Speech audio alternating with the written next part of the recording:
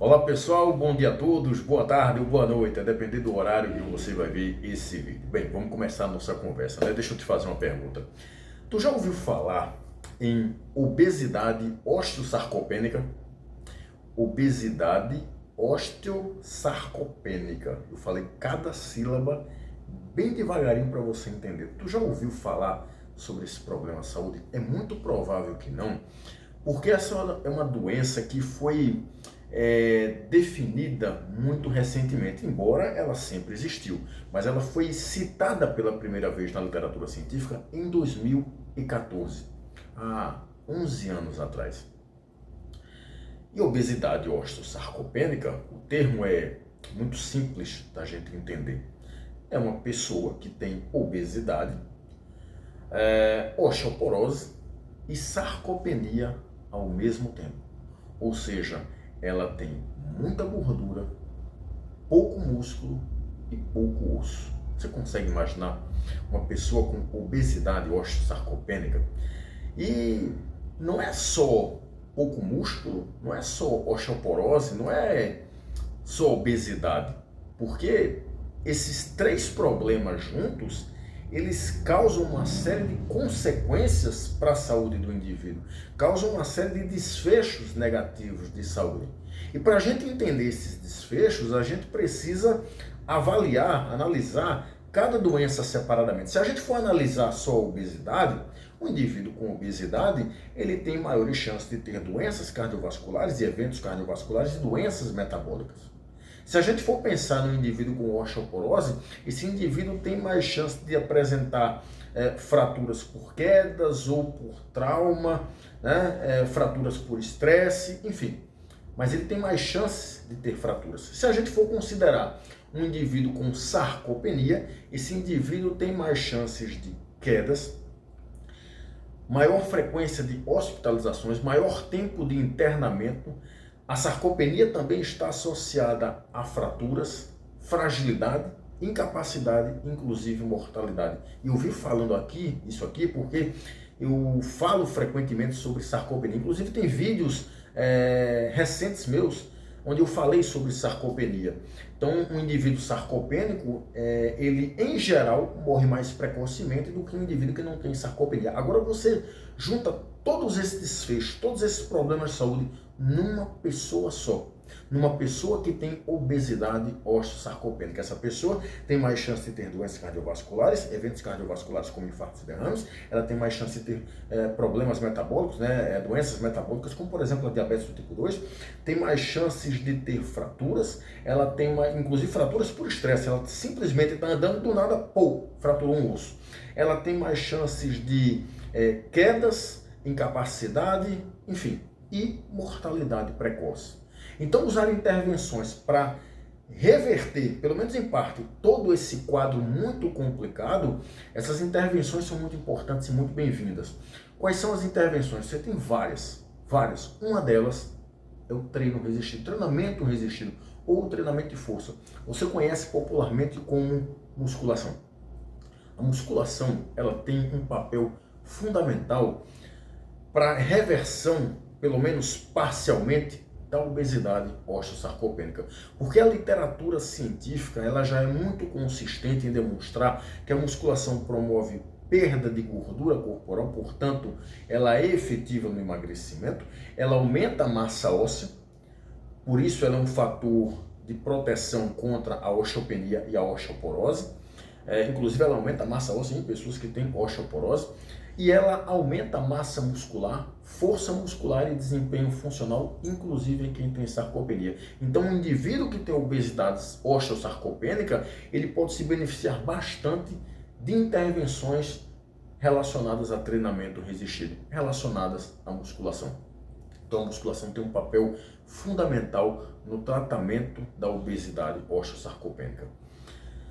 Mas nós temos alguns problemas e antes de eu falar desses problemas, eu preciso mostrar um estudo para você e lá na frente eu demonstro que não é bem assim. A musculação ela tem efetividade no tratamento da obesidade osteosarcopênica, mas a gente precisa analisar alguns detalhes. Vamos lá. O estudo que eu trago para você hoje Ele foi publicado por pesquisadores chineses. Esse estudo foi publicado no ano de 2022. Foi uma revisão sistemática com meta-análise publicada nos arquivos de osteoporose. Está aqui o livrinho, está aqui a canetinha, eu vou falando os tópicos para vocês e dando os pontos aqui só para eu não me perder, tá? Então esse estudo foi publicado por pesquisadores chineses no ano de 2022, foi uma revisão sistemática com meta-análise publicada nos arquivos de osteoporose, onde essa meta-análise usou 4 estudos, apenas 4 estudos. E essa é a primeira crítica que eu faço a esse estudo.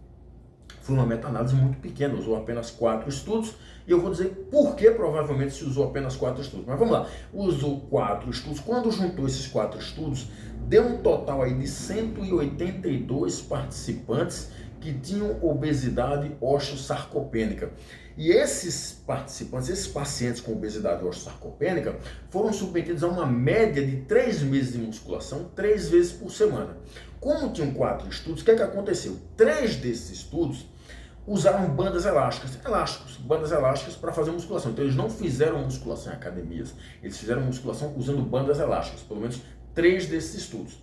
E um estudo usou musculação mais aeróbica. E aí esses indivíduos treinaram com máquinas, pesos livres, halteres e por aí vai. E logo depois fizeram o treinamento aeróbico, ou seja, treinamento combinado, né? Quando você faz musculação e aeróbico na mesma sessão de treinamento. As sessões de treinamento duraram uma média de 30 a 60 minutos por sessão, duraram mais ou menos por aí. E aí, quais foram os resultados? Vamos para os resultados. Infelizmente, e aí eu vou comentar lá no final, infelizmente, o que esses pesquisadores chineses observaram é que a densidade mineral óssea, vamos pensar na massa óssea, né? A densidade mineral óssea, ela não aumentou nesses indivíduos, nesses pacientes que tinham obesidade osteosarcopênica. Porque, na verdade, não teve diferença entre os indivíduos que fizeram musculação e os indivíduos que não fizeram intervenção nenhuma associada a exercício físico. Não teve diferença nenhuma. Então, a musculação praticamente não causou aumento nenhum na densidade mineral óssea. Quanto ao percentual de gordura e a massa gorda, houve reduções na massa gorda, mas uma redução muito pequena. E quanto à massa muscular, houve aumento, mas um aumento também muito pequeno. Então, veja, praticamente não houve modificação nenhuma na densidade mineral óssea, não houve modificação na densidade mineral óssea, houve pouca perda de gordura e pouco ganho de massa muscular. Aí você olha um resultado desse e você diz assim, então peraí, então você entrou em contradição, tá? Porque você acabou de dizer na introdução do vídeo que a musculação é uma intervenção eficaz, importante para reversão da obesidade osteosarcopênica, pelo menos em parte, né? Pelo menos parcialmente. E você mostrou um estudo, uma meta-análise com 4 estudos, mostrando que praticamente não teve resultado nenhum. Então, aí nós temos alguns detalhes. Em primeiro lugar, essa foi uma meta-análise pequena. Ela usou apenas 4 estudos. Eu vou ser sincero para você, quando eu peguei essa meta-análise, eu até senti vergonha de ler. Primeiro porque essa revista ela tem um fator de impacto muito pequeno. Ela é uma revista muito fraquinha. Segundo, 4 estudos apenas, ou seja, o poder estatístico desse estudo ele é muito pequeno. Então não dá para eu pegar esses resultados e divulgar os 4 cantos do mundo, porque essa meta-análise tem um poder muito pequeno. Apenas 4 estudos foram incluídos nessa meta-análise. Agora, tem um outro ponto. Por que se encontrou apenas 4 estudos? Porque depois que eles fizeram a seleção dos estudos para incluir nessa meta-análise, eles só colocaram 4 estudos. Bem, a gente pode considerar o seguinte, a obesidade osteosarcopênica, ela foi definida pela primeira vez na literatura em 2014. Então, de 2014 para cá, provavelmente se tem pouco estudo quando a gente compara, por exemplo, com obesidade, quando a gente compara, por exemplo, com osteoporose, quando a gente compara, por exemplo, com sarcopenia. Só que quando a gente junta essas 3 doenças numa pessoa só, e aí nós temos a obesidade osteosarcopênica, para essa condição clínica específica, nós realmente temos poucos estudos, né? Então essa foi uma grande, mas não deixa de ser uma limitação desse estudo, né? Nós temos poucos estudos na literatura, a meta-análise colocou só 4, o que faz com que ela tenha um poder estatístico muito baixo. O segundo ponto, a segunda limitação dessa meta-análise é que houve uma média de intervenção ali de 3 meses, que é um tempo de intervenção muito curto. E foi provavelmente por isso que não se viu resultados mais expressivos. Foi provavelmente por isso que a densidade mineral óssea não aumentou. que a massa muscular não aumentou, que a gordura corporal não reduziu. Porque quando a gente fala no indivíduo com obesidade osteosarcopênica, nós precisamos de um tempo de intervenção relativamente prolongado. Ora, para um indivíduo que tem osteoporose, quando a gente vai submeter esse indivíduo a uma intervenção como um exercício, como a musculação, por exemplo, nós precisamos de um tempo relativamente prolongado. Isso é coisa para 6 meses, 1 ano. Então, 3 meses, você não vai ver alterações importantes na massa óssea. Não dá tempo, o tempo é muito curto. Quando a gente fala em massa muscular e perda de gordura corporal, nós também precisamos de mais tempo. 3 meses é um tempo muito curto. Você vê alguma alteração? Sim, mas talvez em indivíduos osteosarcopênicos você precise de uma janela de intervenção maior, de um tempo de intervenção maior, até porque eles têm um percentual de gordura mais alto. Pessoas que têm mais gordura corporal geralmente têm mais dificuldade em ganhar massa muscular por uma série de alterações metabólicas, inclusive resistência à insulina, que dificultam o ganho de massa muscular. Então, o tempo de intervenção usado aqui, que foi de apenas 3 meses, foi muito curto para se ver alterações mais importantes. Então, provavelmente, se esses estudos tivessem tempos de intervenções mais prolongados, como 6 meses, 1 ano ou mais, talvez a gente tivesse observado resultados mais expressivos. Mas esse é um outro ponto, porque essa é uma grande limitação dos estudos na área de exercício físico. Porque poucos estudos na área do exercício físico, inclusive da musculação, ultrapassam 6 meses, 1 ano. Geralmente fica ali 6 semanas, né?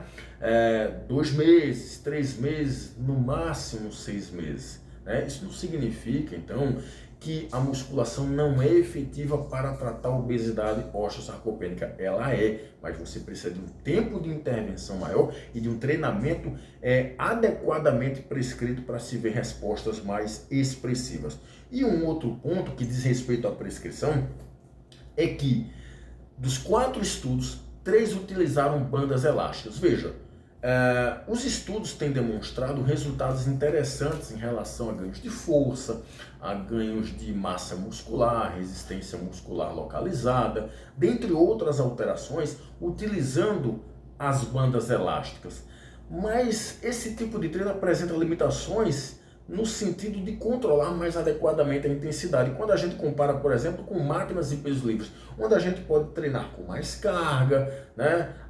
Usar adequadamente, manipular mais adequadamente as variáveis de treinamento. Então essa é uma outra possível limitação. E um outro ponto diz respeito ao seguinte: dos 4 estudos, um usou musculação com máquinas de pesos livres mais aeróbio, que é um protocolo completamente diferente dos outros 3 estudos que utilizaram bandas elásticas. Então eu pego 3 estudos que utilizam bandas elásticas e misturo com outro estudo que utilizou musculação agora com máquinas e pesos livres mais aeróbico. Como são protocolos de treinamento, estímulos completamente diferentes, nós temos uma outra limitação. São protocolos completamente diferentes e isso pode ter influenciado no resultado. Então, o que é que eu sugiro, inclusive o que é que a meta-análise sugere?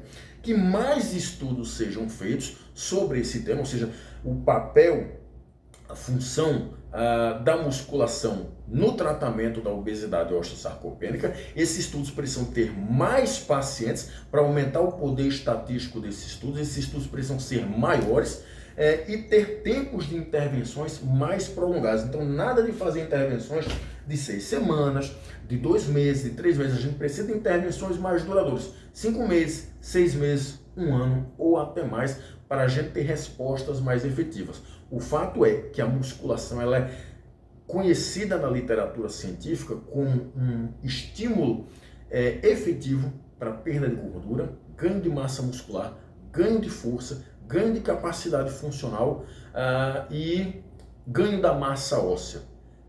Todos esses pontos podem acontecer, todas essas alterações podem acontecer no indivíduo com obesidade osteosarcopênica?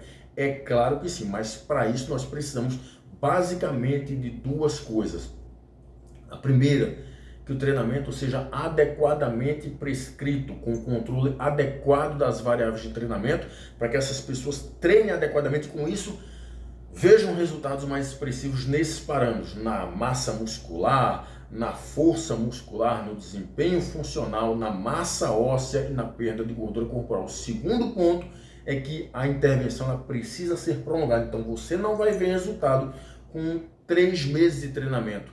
Isso é coisa para 6 meses, 1 ano, 2 anos ou até mais. Então tenha paciência. Musculação funciona para tratar a obesidade osteosarcopênica? Sim, mas o treinamento tem que ser bem prescrito e por um tempo bem prolongado. Eu espero ter ajudado, eu espero ter contribuído. Um abraço a todos, até mais.